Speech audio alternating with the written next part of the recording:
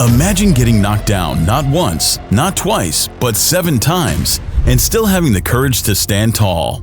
That's the Aston Martin way. There's a Japanese saying, fall down 7 times, stand up 8. Aston Martin might be British, but it's lived by that proverb spirit. Born in the heart of England, this luxury car brand has ridden a roller coaster like no other. Just think, 7 bankruptcies. For many companies, even one would spell the end. But Aston Martin? They used every setback as fuel. A reason to roar back even stronger. And through every challenge, the brand's commitment to excellence, performance, and luxury never wavered. They didn't just make cars, they crafted legends. And even after facing the kind of setbacks that would break most brands, they're here, shining brighter than ever, showing us all what true resilience looks like. Amidst the roaring engines and sleek designs, they've woven tales of ambition and endurance.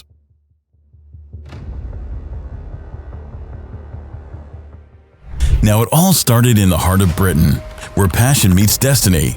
2 men, Lionel Martin and Robert Bamford, united by their undying love for cars and the thrill of the race. It was the year 1913. Before this grand union, they simply sold cars crafted by Singer Vehicles from their London dealership and garage. But fate had other plans. Lionel Martin envisioned a dream car. By 1915, he breathed life into that vision by placing a powerful 4-cylinder engine into an old 1908 Isotta Fraschini chassis. This remarkable creation was birthed in a humble space at Henniker Mews in Kensington, marking the beginning of the legendary Aston Martin brand. However, as with any great tale, a twist was on the horizon. The looming shadows of World War I halted their dreams. Duty called, and both Martin and Bamford answered, with Martin serving the Admiralty and Bamford joining the Royal Army Service Corps. But how did the brand get its iconic name? It was a fusion of Lionel Martin's surname and the inspiration from Aston Hill Climb, a renowned racing stretch in Hertfordshire, England. And thus, amidst challenges and war, the legacy of Aston Martin was born.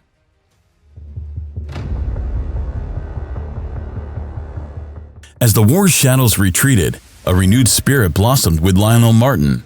Securing a fresh spot in Abington Road in Kensington, he set out to design a car that would once again carry the legacy of Aston Martin forward.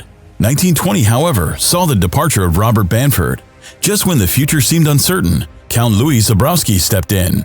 Like a beacon of hope, breathing life back into the brand. With Zabrowski's support, the company not only found its feet but began to soar, making its mark on the international stage. Aston Martin showcased its prowess at the French Grand Prix in 1922 with spectacular performances at Brooklands. They became legends in the world of racing. This triumphant phase witnessed the creation of 3 iconic cars: the Green Pea, the Razor Blade, and the Halford Special. However, the journey wasn't without its share of turbulence. After crafting around 55 legendary cars, the brand faced the harsh blow of bankruptcy. Tragedy struck when Zabrowski met his untimely demise in a race, leaving a void in the company's leadership. Martin, in a heartbreaking decision, had to relinquish control. Lady Dorothea Charnwood tried to steer the ship by placing her son John Benson at the helm in 1925. Yet fate had other plans, and within a year, the company was plunged into bankruptcy once more.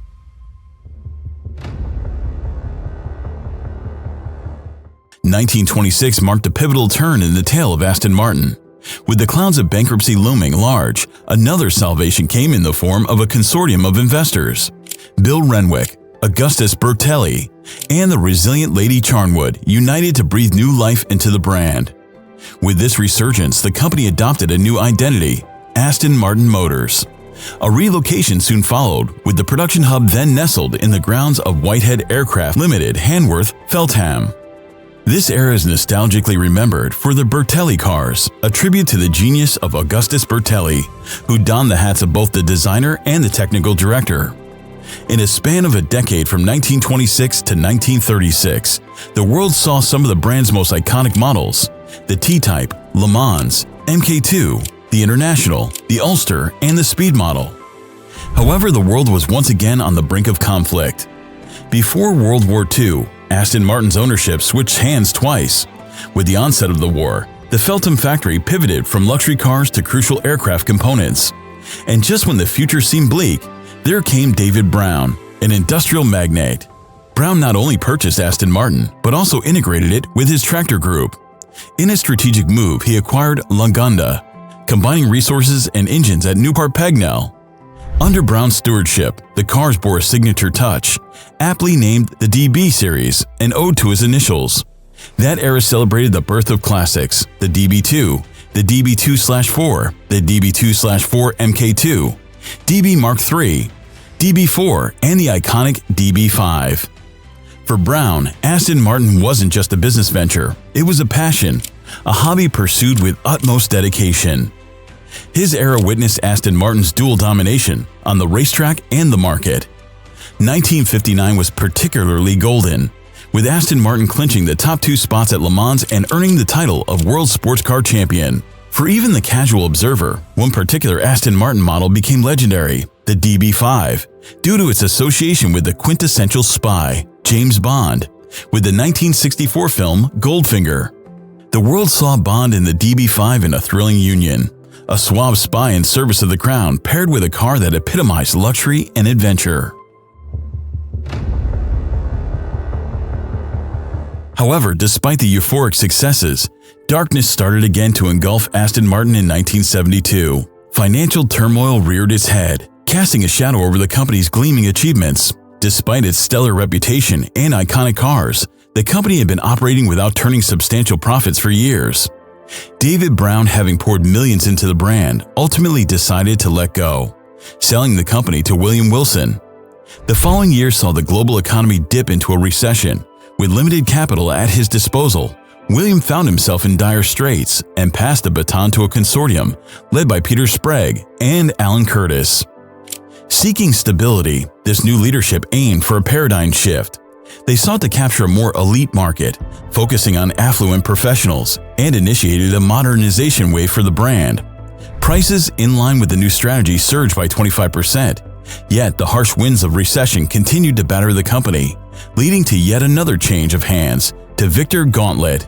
In a significant boost to the brand's prestige, Aston Martin received a royal warrant of appointment from the Prince of Wales in 1982, a mark of recognition they still proudly held.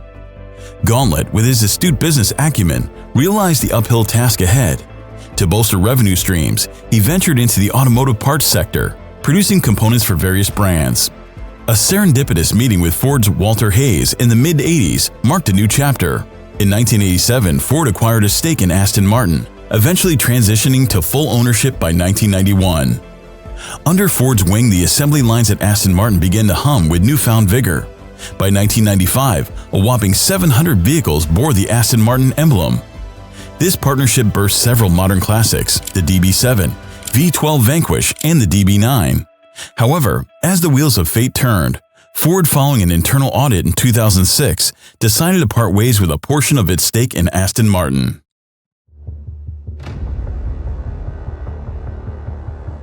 Next, in a pivotal deal that would steer Aston Martin into a new era, David Richards acquired the brand for a staggering £475 million. With this change in ownership, the company's fortunes seemed to align with its illustrious history. The dawn of the 2010s saw the introduction of the Rapide. Initially produced in Graz, Austria, the manufacturing epicenter shifted to Gaydon by the latter half of 2012, reinforcing Aston Martin's British roots. A transformative collaboration materialized in 2013 when Aston Martin inked a deal with automotive giant Daimler AG. This partnership signaled the integration of Mercedes-AMG's cutting-edge engines and advanced electrical systems into the heart of Aston Martin's upcoming vehicles. The fusion of these automotive titans bore its first fruit with the DB11, an embodiment of impeccable design, unrivaled performance, and timeless elegance that only an Aston Martin adorned with a Mercedes-Benz engine could offer. Further bolstering the brand's leadership and vision, 2014 saw Andy Palmer stepping into the role of Chief Operating Officer. With his guidance and the combined strengths of these monumental partnerships, Aston Martin soared to new heights. Capping off their journey of trials, tribulations, and triumphs, 2018 marked a monumental announcement. After years of grappling with financial losses, the phoenix-like revival of Aston Martin culminated in its listing on the London Stock Exchange, now known as Aston Martin Lagonda Global Holdings plc. This signified not just a commercial achievement, but also the brand's unwavering resilience in the face of adversity. Today, standing tall in the automotive industry, Aston Martin boasts a formidable market capitalization of $3.25 billion. This remarkable achievement is not just a reflection of numbers, but embodies the spirit of a brand that has endured countless challenges and goes through 7 bankruptcies. The story of Aston Martin is a captivating journey of British craftsmanship, innovation, and a relentless pursuit of automotive excellence. From its humble beginnings in a small workshop in London to becoming a symbol of luxury and performance on the global stage, Aston Martin has left an indelible mark on the world of automobiles. So whether you're a longtime enthusiast or just discovering the world of Aston Martin, remember that the story is far from over. Aston Martin will undoubtedly continue to inspire, captivate, and thrill automotive enthusiasts for generations to come.